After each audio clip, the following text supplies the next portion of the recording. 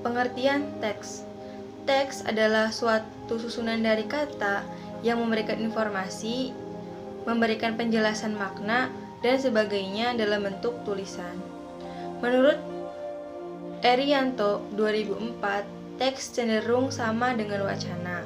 Perbedaannya yaitu teks hanya dapat disampaikan dalam bentuk tulisan, sedangkan untuk wacana dapat disampaikan dalam bentuk lisan maupun tulisan. B. Ragam teks. Sebagai seorang pelajar, kita sudah tidak asing lagi dengan teks. Teks sendiri sudah kita pelajari dari kita duduk di bangku sekolah dasar sampai jenjang perkuliahan. Teks memiliki banyak bentuk dan jenis yang dapat digunakan dalam kegiatan sehari-hari. Di bawah ini akan dijelaskan apa saja jenis teks. Yang pertama, iklan. Iklan adalah teks yang membujuk khalayak secara halus dengan memadukan unsur gambar dengan kata-kata. Unsur gerak dan suara iklan dapat kita lihat di media cetak maupun elektronik. Teks iklan bersifat membujuk, mempengaruhi khalayak agar tertarik dengan produk yang mereka jual. 2. Biografi. Biografi adalah teks mengenai perjalanan atau riwayat hidup seseorang yang ditulis atau dibuat oleh orang lain. 3. Autobiografi. Bedanya dengan teks biografi, teks autobiografi adalah teks mengenai perjalanan atau riwayat hidup seseorang yang ditulis oleh dirinya sendiri. 4. Laporan perjalanan. Laporan perjalanan adalah laporan penanggung-jawaban setelah melakukan perjalanan atau kunjungan ke suatu tempat yang biasanya dilakukan sebuah lembaga atau institusi. 5. Teks prosedur. Teks prosedur adalah teks yang berisi langkah-langkah mengerjakan agar dapat dilakukan atau membuat suatu dengan benar. Keenam, teks prosedur kompleks. Teks prosedur kompleks adalah salah satu jenis dari teks prosedur yang memiliki lebih banyak dan rumit langkah dibandingkan teks prosedur sederhana. Ketujuh, narasi. Teks narasi adalah teks yang berisi cerita suatu peristiwa atau kejadian sesuai dengan urutan waktunya. Teks narasi juga disebut dengan karangan. 8. Teks eksplanasi. Teks eksplanasi adalah teks yang menjelaskan tentang terjadinya suatu topik berupa fenomena sosial, budaya, alam, ilmu pengetahuan, dan lain sebagainya yang bersifat aktual. 9. Teks wacana. Teks wacana adalah teks yang berisi rancangan usulan proposisi yang satu dengan yang lainnya. 10. Teks argumentasi. Teks argumentasi adalah teks yang menjelaskan berupa pendapat berdasarkan bukti, alasan, serta contoh dari fakta yang terjadi untuk mempengaruhi, meyakinkan, percaya, dan sependapat dengan pendapat penulis. 11. Teks observasi. Teks observasi adalah teks yang memberikan informasi dan pengetahuan sesuai dengan pengamatan terhadap suatu objek. 12. Teks deskripsi. Teks deskripsi adalah teks yang mendeskripsikan atau menggambarkan sejelas-jelasnya suatu objek, gagasan, tempat, atau peristiwa, sehingga pembaca seolah-olah melihat, mendengar, merasakan, atau mengalami objek dan peristiwa yang terjadi atau yang dideskripsikan. 13. Teks sejarah.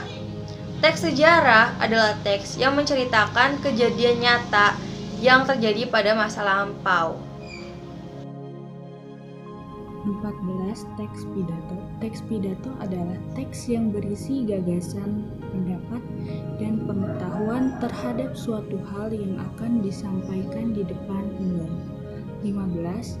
Teks ceramah. Teks ceramah berfungsi untuk menyampaikan informasi berupa pengetahuan, meyakinkan, dan mengajak para pendengar. 16. Karya ilmiah. Karya ilmiah adalah laporan tertulis berupa hasil penelitian atau pengkajian yang telah dilakukan dengan memenuhi kaidah dan etika keilmuan.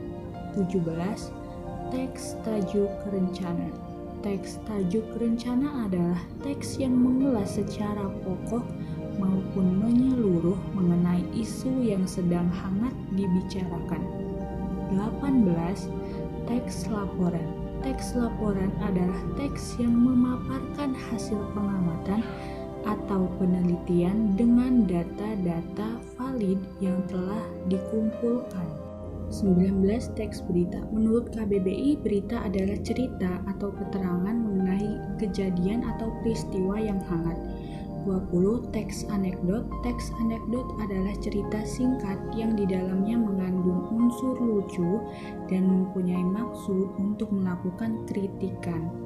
Lalu selanjutnya C. Keterbacaan. Keterbacaan adalah istilah yang digunakan untuk menggambarkan kemudahan atau kesulitan memahami suatu bacaan. Keterbacaan berkaitan dengan keadaan tulisan atau cetakan yang jelas, mudah, menarik, dan menyenangkan untuk dibaca, sehingga pesan yang disampaikan penulis benar-benar sampai secara tepat kepada pembaca. Tingkat keterbacaan dipengaruhi oleh kosakata, struktur isi dan kalimat, isi, tipografi, dan ilustrasi yang dipergunakan. D. Pentingnya keterbacaan. Sebuah bacaan buku teks yang memiliki tingkat keterbacaan tinggi akan mempengaruhi pembacanya. Menurut Clare dalam Sulastri 2011, bacaan yang tingkat keterbacaannya tinggi dapat meningkatkan minat belajar, menambah kecepatan dan efisiensi membaca. Selain itu juga dapat memelihara kebiasaan membaca para pembacanya karena mereka merasa dapat memahami wacana dengan mudah. Oleh sebab itu, pengetahuan tingkat keterbacaan wacana khususnya buku teks pelajaran bahasa Indonesia memang diperlukan karena banyak manfaat yang didapat dari informasi tingkat keterbacaan buku tersebut. Berkaitan dengan itu, Clare 1984 menyatakan bahwa bacaan yang memiliki tingkat keterbacaan yang tinggi akan mempengaruhi pembacanya. Bacaan seperti ini dapat meningkatkan minat belajar, menambah kecepatan dan efisiensi membaca. Tidak hanya itu, bacaan yang memiliki tingkat keterbacaan tinggi biasanya dapat memelihara kebiasaan membaca para pembacanya karena mereka merasa dapat memahami wacana seperti itu dengan mudah. Perlu disadari bahwa kemudahan pemahaman merupakan ciri yang harus dipertahankan dalam sebuah karya ilmiah. Semakin ilmiah sebuah karya tulis, seharusnya pemahaman pun semakin mudah pula. Hal ini dapat dimengerti karena keilmiahannya sebuah karya tulis berhubungan erat dengan faktor-faktor kesistematisan, kelogisan, kebahasaan, dan keteraturan dalam berpikir. Semua faktor ini, kalau terpenuhi dengan baik, sebetulnya akan mengarah pada kemudahan pemahaman. Faktor-faktor yang mempengaruhi keterbacaan. Clare 1963 menjelaskan bahwa Lorge 1949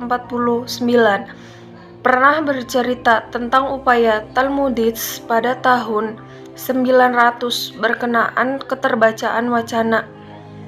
Dia menentukan tingkat kesulitan wacana berdasarkan kriteria kekerapan kata-kata yang digunakan. Meskipun kajian tentang keterbacaan itu sudah berlangsung berabad-abad, namun kemajuannya baru tampak setelah statistik mulai ramai digunakan. Teknik statistik itu memungkinkan peneliti untuk mengidentifikasi faktor-faktor keterbacaan yang penting-penting untuk menyusun formula yang dapat dipergunakan guna memperkirakan tingkat kesulitan wacana. Menurut Clare 1963, kajian-kajian terdahulu menunjukkan adanya keterkaitan dengan keterbacaan Gray dan Lerny. mengidentifikasi adanya 289